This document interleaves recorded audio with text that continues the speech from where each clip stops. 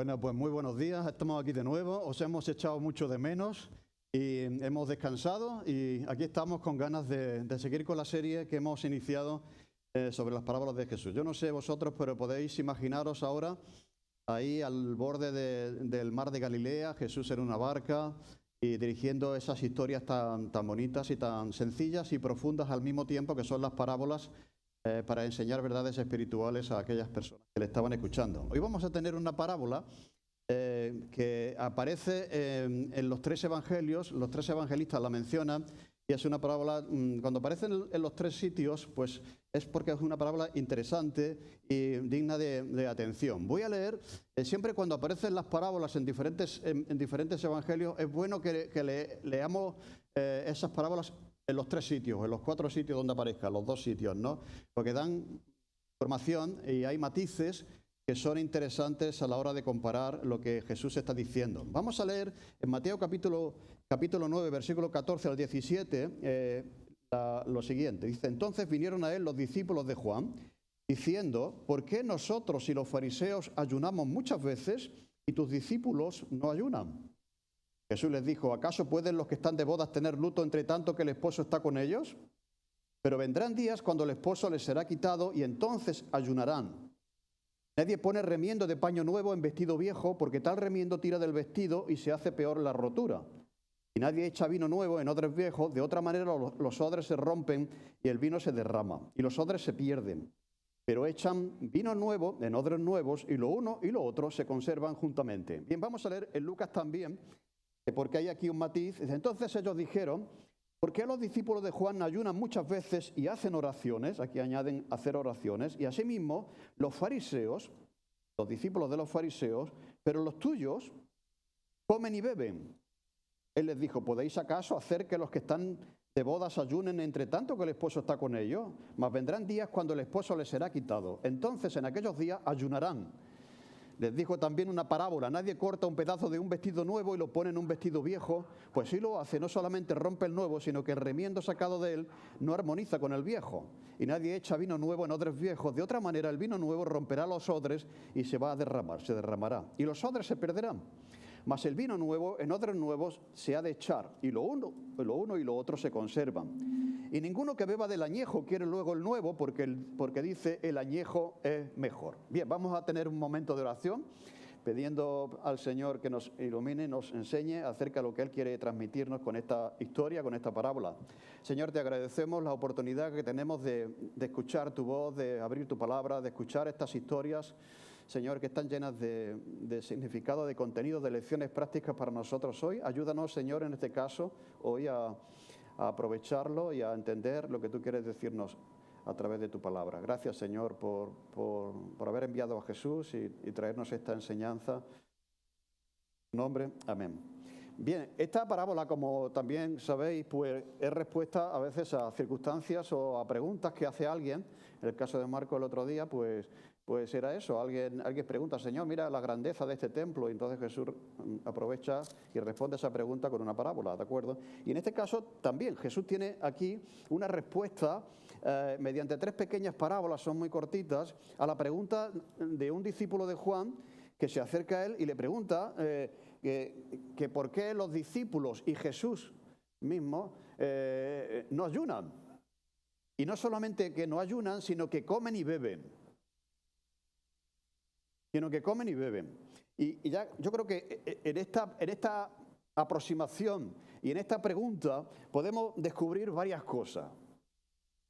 Muchas veces detrás de la pregunta pues hay mucha información, y la pregunta da información acerca de la persona que pregunta y de la mentalidad y del pensamiento que tiene con la pregunta que hace. Así que vamos a descubrir a lo largo de la reflexión varias cosas que están ahí debajo, ¿no? Hace poco tiempo que Juan el Bautista había sido decapitado por Herodes y por supuesto los discípulos de Jesús, como este es el caso, pues están tristes. Y están ayunando, que era una señal de luto y también era una señal de tristeza por la pérdida de Juan, ¿de acuerdo? Pero también, aparte de eso, como una señal de tristeza y de luto, también el ayuno era una costumbre ritual practicada por los discípulos de Juan y también por los fariseos. Y la pregunta está implícita, ¿por qué nosotros y los fariseos, o sea, ahí se unen a él el grupo de los fariseos, ayunamos, y aquí añade muchísimas veces, ayunamos muchas veces, y tus discípulos no lo hacen, y tus discípulos no ayunan? Así que era una práctica judía para celebrar, y él la menciona, ¿no? Nosotros lo hacemos y también los fariseos lo hacen muchas veces. Pero aparte de eso, el ayuno junto con la oración y las limosnas podríamos decir que eran tres de las prácticas más importantes para un judío. O sea, era como una obligación religiosa de alguien que quería ser un buen cristiano, entre comillas, ¿no? Un buen judío, un buen fariseo. Pues si querías ser un buen fariseo, pues tienes que ayunar, tienes que orar y tienes que también dar limosnas a los pobres. Así que era una señal de espiritualidad, era una señal y una práctica religiosa de todo buen judío. Pero estas prácticas se convierten en una manera de medir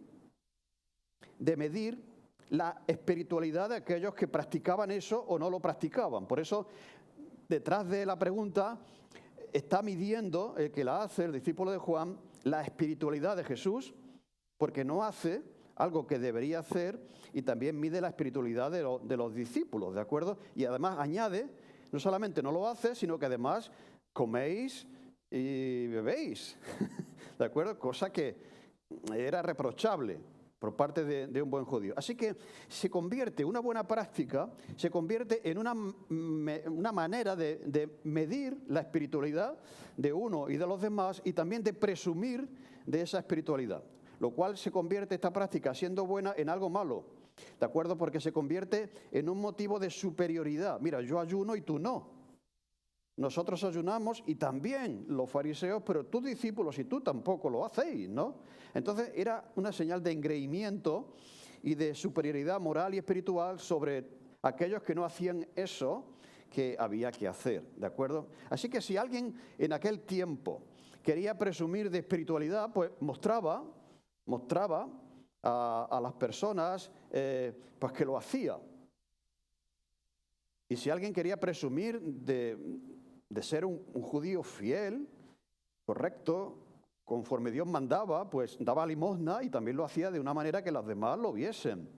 ¿Me seguís? ¿No? Por eso Jesús tiene que corregir esto, y dice en Mateo 6, de cuando ayunéis, no seáis austeros como los hipócritas, porque ellos demudan sus rostros para mostrar a los hombres que ayunan. De cierto yo os digo que ellos ya tienen su recompensa. Pero tú, cuando ayunes, ¿de acuerdo?, unge tu cabeza, lava tu rostro, para no presumir delante de los hombres lo que estás haciendo, sino tu Padre, que ve en lo secreto, te va a recompensar en público. Por lo tanto, veis lo que digo, hay una distorsión de algo bueno, se convierte en un motivo de orgullo, de superioridad, y Jesús lo está corrigiendo, ¿de acuerdo? Jesús no está en contra del ayuno, no está en contra de la oración, no está en contra de las limosnas, sino de una distorsión que se estaba produciendo en el uso de esas prácticas. Por lo tanto, detrás de la pregunta del discípulo de Juan a Jesús, hay una crítica, ¿o no? ¿No lo notáis ahí? Que hay cierta crítica, cierto reproche, ¿de acuerdo?, de los que creen que son mejores que los demás.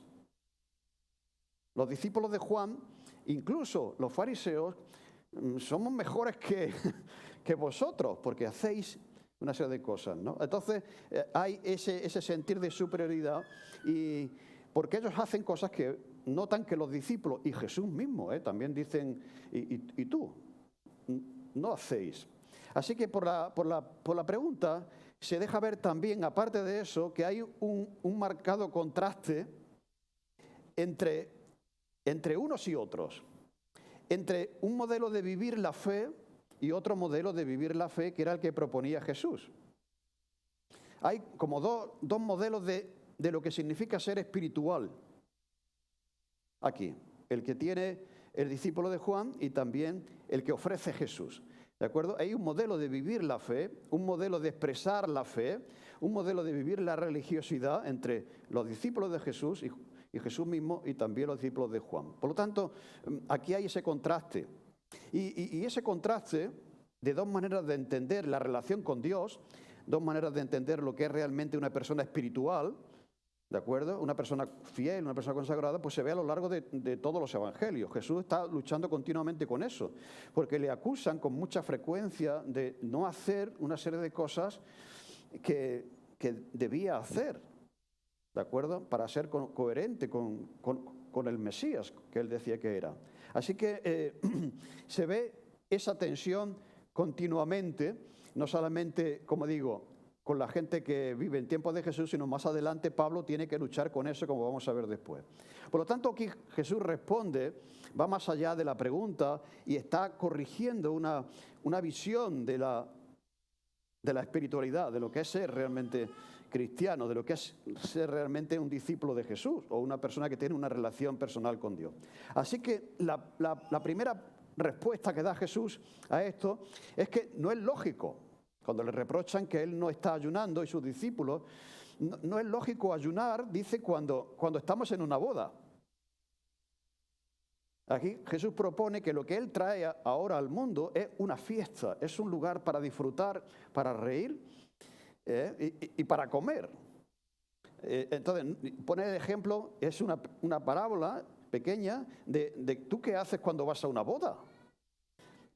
Se ayuna en una boda 3 días antes, ¿no? Decimos, mira, voy a una boda, hoy no como porque luego va a aprovechar, ¿de acuerdo? Se ayuna antes, para luego cuando llegues allí pues, poder disfrutar de todo lo que hay, pero tú no vas a una boda y te sientas allí y dices, no, ¿de acuerdo? Entonces dice Jesús, vamos, no es lógico estar en una boda cuando el esposo está presente y no comer y ayunar. Y es que la boda en aquel tiempo, es muy interesante, las bodas eran completamente diferentes, duraban 7 días. 7 días, ¿os imagináis 7 días de comida, de bebida, de alegría? Estaba el novio, que es el Señor, estaba la novia, que es la iglesia, en este caso, estaban los amigos, que son los discípulos de Jesús. Entonces, en la boda siempre, lo mismo que las damas de honor, pues en aquellas bodas había el círculo de amigos del novio y de la novia que se ocupaban de mantener el ánimo arriba, ¿de acuerdo? Cuando la gente estaba ya el segundo día que no podía más, venga, vamos a cantar, venga, vamos a tomar algo, venga, era de mantener el ánimo y la alegría durante 7 días. Así que esa era la función que tenían estos amigos del esposo, mantener la alegría durante todos los días de la celebración, ¿de acuerdo? Así que ya Jesús está introduciendo un modelo nuevo de lo que es aquello a lo que él nos llama, ¿no? Así que los amigos del esposo tienen esa misión de propiciar la alegría, de alegrarse y alegrar a los demás, no todo lo contrario, no de estar tristes, poner caras largas y de ayunar. Así que les estaba declarando Jesús que él es el Mesías prometido, que viene a encontrarse con su esposa, que es la iglesia, y que esto es una fiesta. Y que esto debe ser un motivo de alegría para nosotros, para todos aquellos que están invitados a la gran cena, como decía Juan Carlos el otro día, ¿de acuerdo? Así que más adelante, dice Jesús, los discípulos ayunarán cuando el novio les sea quitado. Está hablando de los momentos difíciles que van a venir cuando Jesús sería arrestado y crucificado, ¿de acuerdo? Entonces ahí habría oportunidad para expresar tristeza y luto, etcétera. Pero ahora es momento de alegrarse. Eso es interesante también en la vida, saber cuándo conviene y cuándo es el momento de llorar y cuándo es el momento de reír. Recuerden, Jesús nos llama a un momento de risa, a un momento de alegría. La espiritualidad de los discípulos de Juan era muy gris, muy triste, muy poca sonrisa. De hecho, la sonrisa era tenida, la novela El nombre de la rosa, era como un motivo de carnalidad, o sea, la risa. Es muy interesante esa novela, porque una persona que se ríe, esta es una persona mundana, es una persona... Entonces, el cristiano correcto, espiritual, es aquel que está siempre con cara larga, triste, siempre así, ¿no? Y Jesús es todo lo contrario. Jesús va a las bodas, Jesús se alegra, Jesús va a comer a casa de la gente y Jesús ríe. Y esto es lo que Él trae a los que le siguen. En primer lugar, trae alegría, ¿de acuerdo? Así que Él inaugura una nueva etapa, que es una etapa caracterizada por la alegría. Así que esa es la primera parte. Estamos en una boda, es momento de alegrarse. No hay razón para estar con caras largas y estar triste. Pero la segunda respuesta, la segunda parte de esa respuesta, pues la hace Jesús a través de dos parábolas. Habla del remiendo nuevo en vestido viejo y del vino nuevo en odres viejos. Vamos a la primera. Dice, nadie pone, para que lo entiendan todavía mejor, si no lo han entendido ya, nadie pone remiendo de paño nuevo en un vestido viejo, porque tal remiendo tira del vestido y se hace peor la rotura.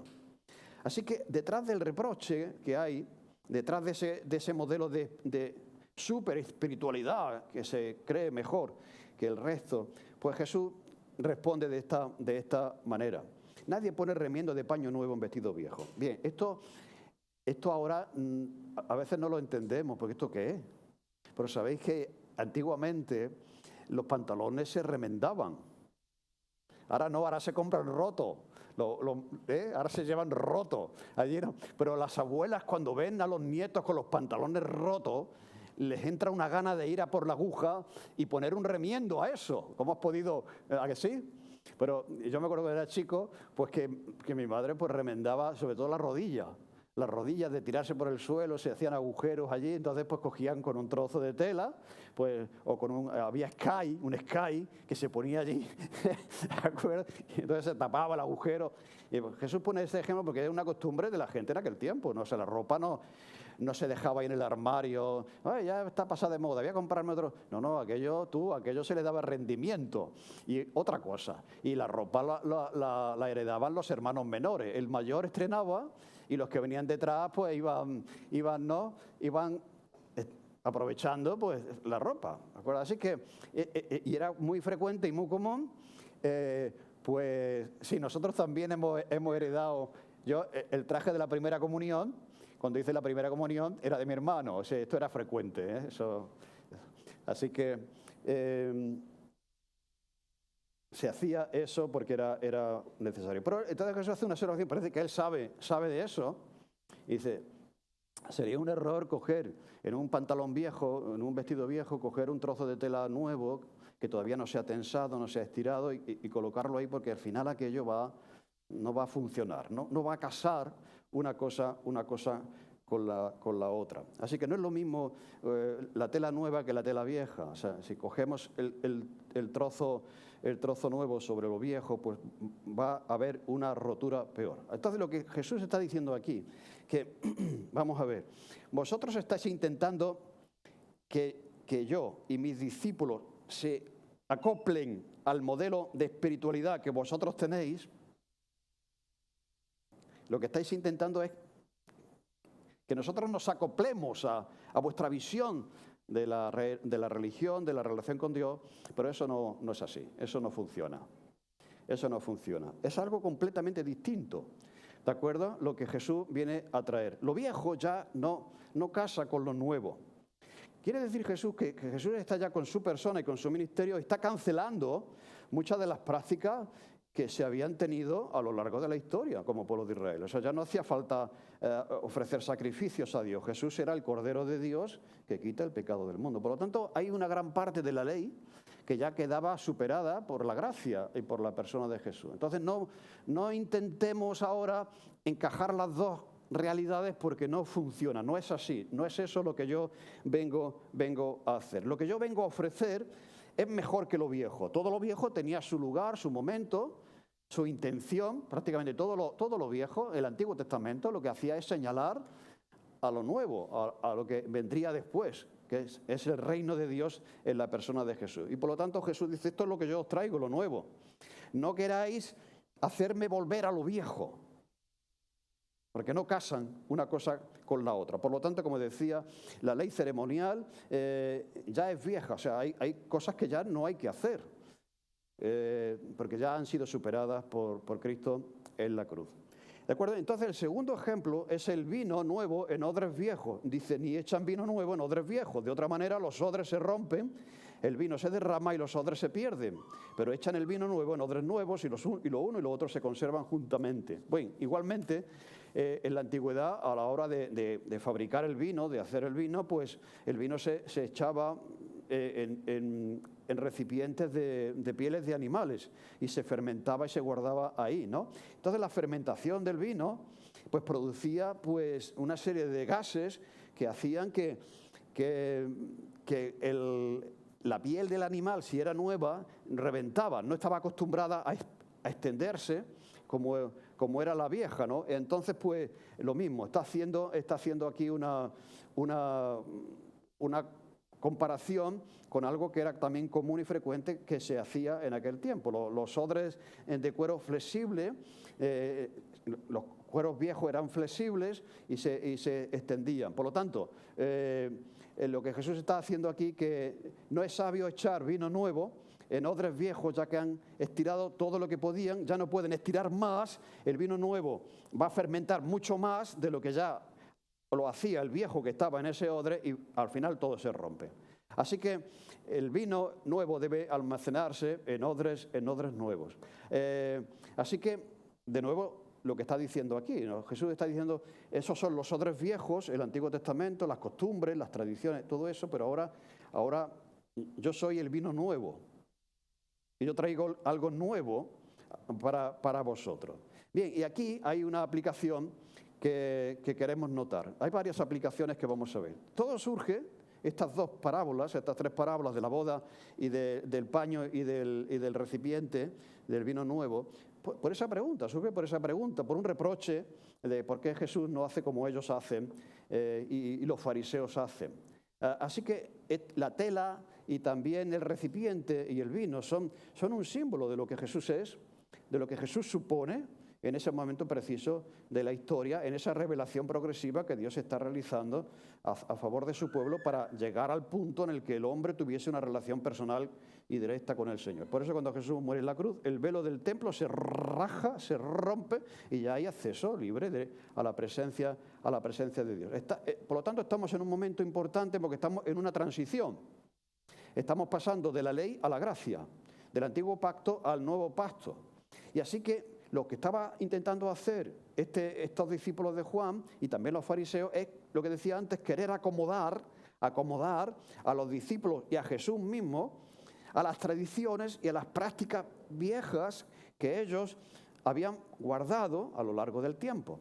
Y entonces comparan el valor de Jesús y de los discípulos a la luz de la práctica de esas viejas prácticas. Es verdad que es un momento difícil, O sea, todas las transiciones, no es fácil vivir en un contexto de que esto es lo que se está haciendo y ahora pues Jesús lo mejora y ya no hay que seguir ofreciendo sacrificios, ¿me entendéis? Pero si lo hemos hecho toda la vida, ¿no? Y esto es lo que Dios ha pedido siempre, ¿vale? Entonces estamos en un momento de transición hacia algo que es mucho mejor de lo que teníamos. Así que no intentéis que nosotros nos acomodemos a vuestra visión de la espiritualidad, a vuestra visión de Dios, a vuestra visión de lo que debe ser un buen cristiano. Aquí podemos sacar muchas aplicaciones. Así que Jesús no viene a acercar a la gente a las prácticas del judaísmo, que era lo viejo, sino que Jesús viene ahora a acercar a la gente a una nueva relación con Dios, que es el reino de Dios, que es lo que Él predica, al evangelio de la gracia que Él trae. Así que lo viejo ya es pasado, ya es una sombra que fue correcta en un tiempo, pero que señala a algo mejor, que ya está ahí, delante de ellos, que es Jesús mismo, ¿no? Y esto tiene muchas implicaciones prácticas. Detrás de esta parábola podemos sacar muchas conclusiones, muchas aplicaciones. En primer lugar, acerca de la salvación. Mira, en el fondo, la primera aplicación que podemos sacar de esto es cómo somos salvos. ¿Cómo somos salvos? ¿Qué es lo que nos salva?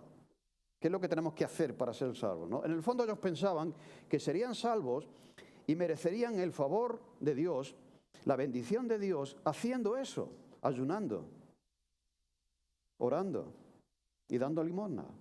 Esa era la manera en que ellos entendían que iban a ser agradables y aceptos y perdonados por el Señor. Y no podían desprenderse de esa idea. De hecho, Pablo escribe a los Gálatas lo siguiente: si por la ley, ahí podemos meter ayunar, orar, dar limosna, ofrecer sacrificio, fuese la justicia, o sea, si por eso fuese la salvación, por demás murió Cristo. O sea, ¿para qué murió Cristo si al final lo que te va a salvar a ti son las cosas que tú haces. ¿De acuerdo? Así que aquí hay un principio de cómo somos salvos. O sea, si somos salvos por ayunar, por orar, por dar limosnas, por guardar el sábado, por lavarnos las manos antes de comer, cosa que le reprochan a Jesús, de mira, no se lava, no se purifica antes de comer. Jesús dice, mira, no, lo que contamina al hombre no es lo que hay dentro, ¿de acuerdo? Es una visión de lo que era un buen cristiano, ¿de acuerdo? Era una visión de lo que ellos tenían que hacer para ser agradables y aceptos al Señor. Así que, si es eso, y por eso, ¿para qué murió Cristo? Su muerte es innecesaria, ¿de acuerdo? Así que, esto tiene una aplicación también para nosotros, porque todos nosotros venimos de tradiciones religiosas. La mayoría de la gente aquí, y también de los que nos están escuchando, pues pueden venir de una tradición, han sido católicos, han sido testigos de Jehová, han sido judíos, han sido musulmanes, lo que hayan sido, ¿de acuerdo? Y en este caso, en nuestro caso, en mi caso, yo fui bautizado de chico, hice la primera comunión, ¿de acuerdo? Hice también todo lo que había que hacer, rezar el rosario, los Padres Nuestros, las Aves María, ir a misa. El viernes se ayunaba porque no se podía comer carne y esforzándonos a más no poder en ser unos buenos cristianos. Esa era la manera en la que nos enseñaron que nos ganaríamos el favor de Dios. Y esa era la manera de ser un buen cristiano. Así que, ¿tú eres un buen cristiano? Pues no lo eres. ¿Por qué? Porque no vas a misa. Tienes que ir a misa. Este tipo de cosas, ¿no? Medir a la gente por las cosas que hace, ¿de acuerdo? Y entonces, pues, pero venimos de ahí. Y en el fondo hemos identificado esas cosas como las cosas que debemos guardar si vamos a ser buenos cristianos. Y cuando uno ha estado haciendo eso toda la vida, dejar de hacer eso, pues no es fácil, porque en el fondo consideras que eso es lo que Dios quiere que hagas. Y que si no haces lo que has hecho siempre, pues parece como que estás, ¿de acuerdo? La idolatría, cuando llenamos las casas de imágenes, de cuadros y todo eso, cuesta mucho trabajo desprenderse de eso. Una vez que tú lees la Biblia y dices que bueno, que eso al final... ¿Pero por qué te cuesta trabajo? Porque en el fondo te han enseñado que eso es lo que tienes que hacer. Y si lo haces parece que estás haciendo algo que... Y cuesta, ¿me entendéis? ¿No? O sea, la tradición pesa mucho en lo que... Y dejar de hacer algo que hemos hecho siempre, pues cuesta. Así que... Y lo que vemos en el Evangelio cuando nos acercamos a la Biblia es que no somos salvos por el ayuno, por la oración y por la limosna, pero es una consecuencia de que somos salvos. O sea, si somos salvos, daremos fruto. Y uno de los frutos es la oración, es la misericordia, es el ayuno también, porque no, hay momentos en los que hay que hacerlo. ¿De acuerdo? Así que Jesús va a llevarnos y quiere llevarnos a una nueva relación y una relación personal y creciente con Dios por medio de su Espíritu, y es el paño nuevo y es el vino nuevo. Así que cuando venimos a Jesús, ya no es posible, no deberíamos vivir a la vez como católico y como evangélico. Eso es otra cosa que a veces uno puede encontrar. En algunos lugares del mundo hay personas que se convierten, aceptan a Jesús, pero mantienen en sus prácticas costumbres paganas. Porque lo han estado haciendo todo el tiempo. Y porque le han enseñado que esa es la manera de ganarse el favor de Dios. Y cuesta mucho trabajo, ¿no? Dejar lo que ha sido parte importante de nuestra vida durante tanto tiempo.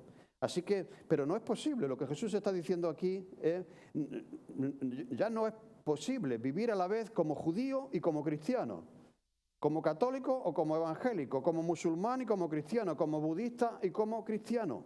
Eso era lo viejo, ¿de acuerdo? Y ahora estamos en lo nuevo. Así que despréndete, si hay todavía por ahí algo de lo viejo, ¿de acuerdo?, que está todavía conviviendo con lo nuevo que trae Jesús a nuestra vida. Hay cosas viejas que ya no sirven, no valen. La primera aplicación es la salvación. La segunda aplicación es la espiritualidad. O sea, como decía antes, Jesús no está en contra del ayuno.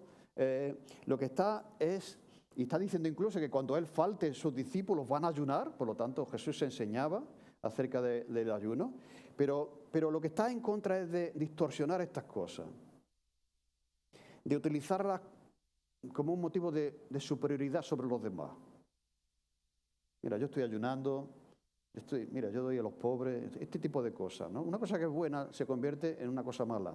Y eso es lo que Jesús está corrigiendo. Por eso Jesús dice, cuando deis limosna, que tenéis que seguir dando, no hagáis tocar trompeta en las sinagogas y en las calles. Que imaginaos, a ver, estabas preparando la cartera, abriendo la cartera y a ver, de la trompeta, toca, levántate, ¡pipí! Y toda mirada en el hombre que estaba sacando dinero de la cartera para ponerlo fuera. Es que eso era espiritualidad. ¿Me entendéis? Una distorsión, un motivo de superioridad, de orgullo sobre los demás. Así que cuando deis limosna, no hagáis tocar trompeta ni en las sinagogas ni en las calles. Curioso, dentro de la sinagoga había un trompetista que hacía sonar y alabar a aquella persona que estaba dando una ofrenda. Dice también Jesús que cuando oréis, no lo hagáis para ser visto de los hombres. Habla de ir a tu aposento, un lugar donde nadie te ve. Y cuando ayunes, no demudes tu rostro. O sea, cuando ayunaban se despeinaban, estoy ayunando, ¿no? No hagas eso, para que los hombres vean lo que estás haciendo. Así que Jesús venía a proponer. Así que ese es también un peligro en el que todos podemos caer, porque ¿cómo medimos la espiritualidad de los demás? A veces tenemos esa tendencia, ¿no?, a medirnos con otros. Por lo que yo hago y el otro no hace, yo soy mejor que el otro, ¿no? Ese peligro de caer en eso. En tercer lugar, otra lección que sacamos de esta parábola es que tenemos que evitar caer en la tradición y en el tradicionalismo. Lo viejo y lo nuevo. Lo viejo y lo nuevo. Mira, la verdad es que si bien es cierto que judíos se convirtieron a Jesús, lo cierto es que la gran mayoría de los judíos que escuchaban a Jesús fueron indiferentes a Jesús. Le rechazaron. ¿Y sabéis por qué? Porque Jesús traía algo nuevo. Ellos estaban acostumbrados a lo viejo, a lo que se había hecho siempre, a lo tradicional, a lo conocido, a la ley y todo lo que implicaba, pero les costaba trabajo adaptarse a la gracia, a lo que Jesús propone. ¿De acuerdo? Entonces, la mentalidad de ellos era que lo viejo es mejor que lo nuevo. O sea, este sistema, o sea, tú no estás proponiendo otra cosa, pero lo que nosotros hemos vivido es mejor que lo que tú nos propones. Porque es Moisés el que nos lo transmitió. Y también pensaban, más vale lo malo conocido que lo bueno por conocer. Estamos en una manera de hacer y preferimos eso a alguna cosa nueva. Así que esto tiene que ver con lo fácil que es acostumbrarnos y ser gente de costumbre, no cambiar, no probar, no intentar cosas que no se han hecho todavía, ¿de acuerdo? Así caer en el ritual, en la costumbre, en las tradiciones religiosas, vivir en la ley, pero no tanto en la gracia. Así que ellos estaban conformes y se habían acomodado a la propuesta de Moisés, pero rechazan lo que Jesús propone. Así que cuando caemos en el tradicionalismo, perdemos la frescura. Caemos ya en lo que Jesús está denunciando aquí, ¿no? Cuando nos acostumbramos y hacemos ya las cosas por rutina y por costumbre. Mira, hay un caso en el Concilio de Jerusalén, capítulo 15, versículo 5, que habla de esto, porque decía, no solamente Jesús tuvo que luchar con esto, sino también la iglesia primitiva. Dice, pero algunos de la secta de los fariseos que habían creído, o sea, estos eran aquellos que habían vivido como fariseos y se convierten y forman parte de la iglesia, ¿de acuerdo? Se levantaron diciendo, es necesario circuncidarlos y mandarles que guarden la ley de Moisés. Se está refiriendo aquí a los gentiles que no eran judíos, que no tenían esa costumbre, esa tradición y esa fe, que este sector, este grupo quería imponer a los gentiles las tradiciones las costumbres que ellos habían mantenido por tanto tiempo. Imponer su visión a los que no tenían esa visión y venían del mundo gentil. Y ese fue un problema continuo. ¿De acuerdo? El apóstol Pablo tiene que decir que vais a volver a lo viejo, el libro de Gálatas, de Hebreos. O sea, el libro de Hebreos está escrito porque algunos habían dejado de congregarse como tenían por costumbre, estaban abandonando la fe porque pensaban que lo que ofrecía Moisés era mejor que lo que ofreció Jesús. Al final era eso, volver a sus tradiciones y volver a sus costumbres. Pero Jesús lo que está diciendo aquí es que el antiguo pacto ha cumplido su misión, ha llegado a su fin y ahora se inicia un nuevo tiempo, un nuevo pacto de Dios con los hombres a través del Evangelio. Y fijaros, Jesús dice algo que es muy atrevido. Dice en Lucas capítulo 16, versículo 16, dice, la ley y los profetas eran hasta Juan.